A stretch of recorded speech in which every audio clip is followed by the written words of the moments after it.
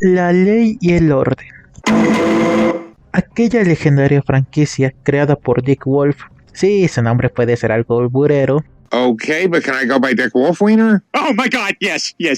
Pero en fin, es una historia de policías y del sistema judicial, por lo que algunos capítulos es una historia de policías, mientras que en otro es un drama de jurado.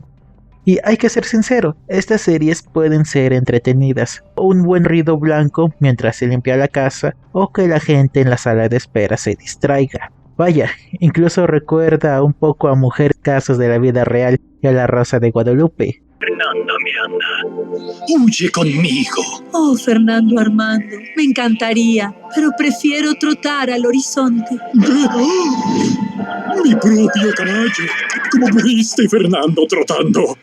Los amo a los dos, no puedo escoger. Ojalá pudiera estar con los dos a la vez. Oh, pero claro que puedes. Fernando Miranda, llama al doctor Fernando Miranda. ¿Y esta rosa?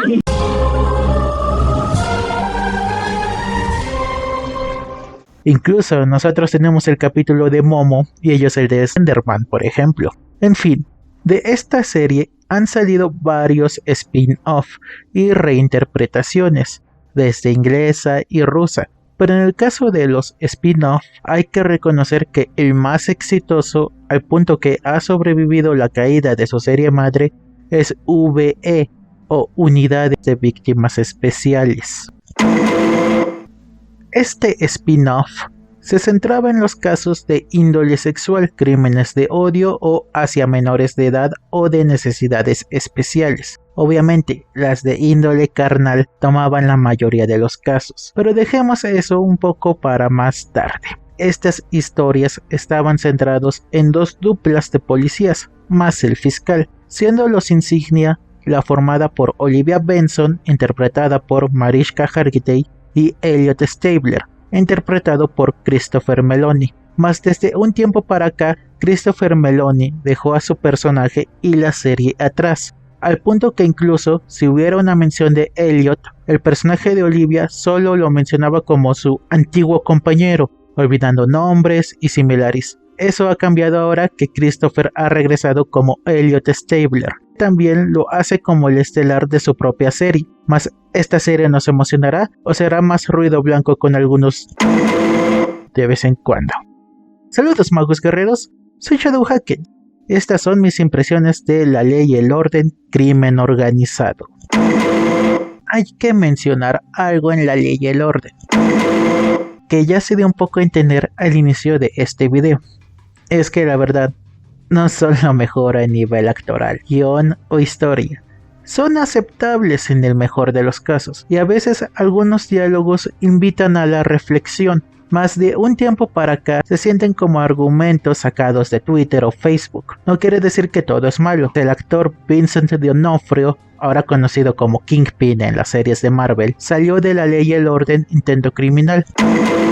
Pero sí nos ayuda a tener ciertas expectativas en esta franquicia, en especial de VE, la cual ha entrado en una fase incómoda. Pues aunque es episódica con tramas de un solo capítulo, está intentando tener un enfoque más centrado en los policías y fiscales como personajes, dejando las historias de los capítulos muchas veces de lado. O más bien, en vez de ver el caso de una manera más normal, se centra en cómo estos afectan a los agentes. Ya no es su trabajo, sino algo que muchas veces se vuelve personal. ¿Por qué estoy diciendo esto?, se preguntarán. Pues este video no es sobre Unidad de Víctimas Especiales o de La Ley y el Orden. No. Pero esto lo digo porque Crimen Organizado no es así. No es una serie que se centre en diversos casos inconexos, con alguno que otro relacionado con uno de los personajes. No. En Crimen Organizado, desde el primer momento, las cosas son personales y la guerra es una. La lucha de Elliot contra la mafia italiana y su deseo personal de vengar la muerte de su esposa a mano de estos, contra la familia Whatley, en específico su nueva cabeza Richard, interpretado por Dial McDermott, estelar de Los Practicantes y que ha salido en algunas temporadas de American Horror Story para que lo ubiquen. ¿Qué me refiero con esto? Que ahora ya no es episódica, a que los diversos asuntos, desde nuevas drogas que entran a las calles o el robo de las vacunas de COVID, del Síndrome de Guillain-Barré.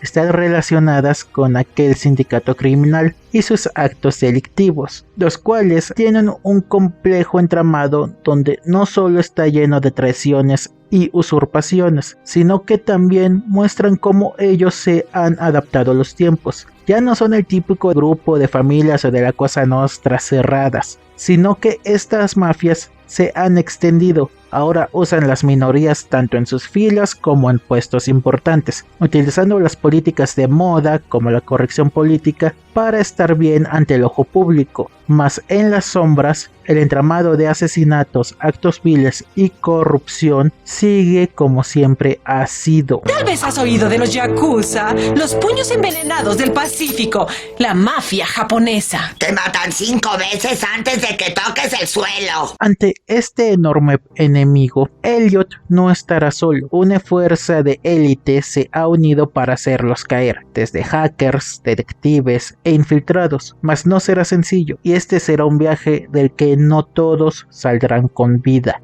Este punto es importante, pues a diferencia de otros spin-off donde realmente nada grave les ocurre a los policías principales, siempre sobreviven, a lo más quedan lesionados. Aquí eso no ocurre, personajes clave dentro del grupo principal morirán, uno tras ser encontrados, otros a mano de otros oficiales, pues en verdad trabajan para el enemigo. Le advertí que no confiara en mí. Ambos lados tendrán sus bajas, cosa que te mantendrá interesado.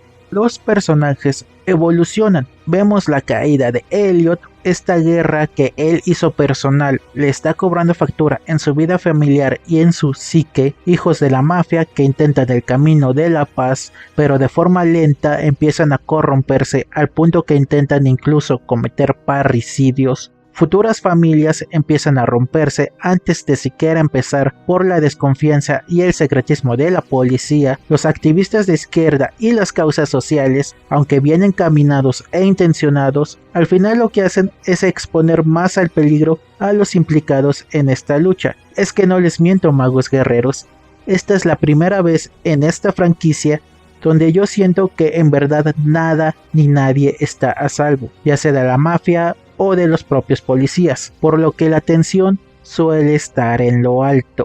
Lord Eddard Stark es nombrado protector del reino para gobernar como regente hasta que el heredero tenga edad. Lo único malo en todo esto es que los casos no son tan importantes como la trama en general. Muchas veces en un episodio los casos se pueden resumir en la mafia robó vacunas del Síndrome de Guillain-Barré. Los buenos investigan y hacen una operación. Fin, no se meten mucho más allá de solo por encima, pues la investigación y desarrollo se va a los planos más grandes sobre la familia Whitley, cómo esta mafia opera y uno puede hacerles daño a ellos en vez de contener y reaccionar. Aquí es de buscar debilidad y atacar a la mafia. Una parte interesante es la comedia. Hay que recordar que Christopher Meloni es un comediante.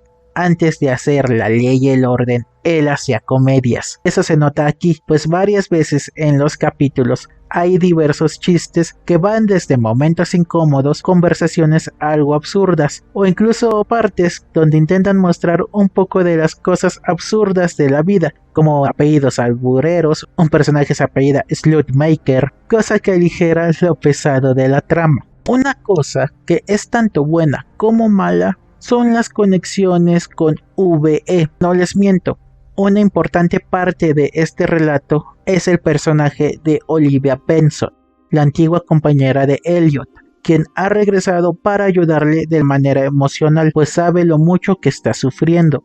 Lo malo es que para tener una experiencia de verdad completa, tienen que ver VE, al menos la temporada donde ésta se concatena. ¡Aburrido! Esto lo digo porque hay casos que empiezan aquí y acaban allá. Por ejemplo, la muerte del hermano de Olivia. Eso se ve aquí, pero se explora en Unidad de Víctimas Especiales. Y uno podría decir que no es tan malo.